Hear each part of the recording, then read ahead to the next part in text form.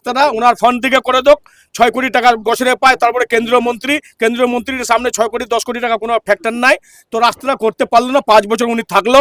তারপরে কার্তিক পাল সাহেব এখান থেকে জিতে গেল, ওনারও কাছে আমাদের লোক গেছিল, উনিও বলছে কি আমি যেরকম প্রাক্তন এমএলএ চাকুলিয়ার বলেছিল কি এমএলএর কাজ রাস্তা করা নাই, এমএলএর কাজ হসপিটাল করা নাই, এমএলএর কাজ শুধু শুধু শুধু মিথ্যাবাজি, শুধু লোককে বিভ্রান্তি করা।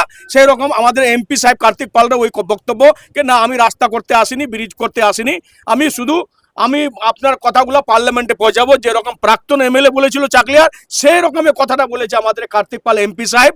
আমি তাদেরকে কি বলবো, আমাকে লজ্জিত লাগছে কে একটা প্রতিনিধি উনি, একটা রায়গঞ্জ লোকসভার এমপি উনি, তারপরে এখানকার একটা এমএলএ, দীর্ঘ 3 টাইম এমএলএ থাকলো, ওনারা যদি এরকম বক্তব্য দেয় তাহলে সাধারণ লোক কি বক্তব্য দিবে? সেজন্য আমরা মন্ত্রী সাহেবকে ধন্যবাদ দিচ্ছি। আজকে মন্ত্রী সাহেবকে বলেছিলাম এই রাস্তার কথা, 1 বছরের রাস্তাটা ও কমপ্লিট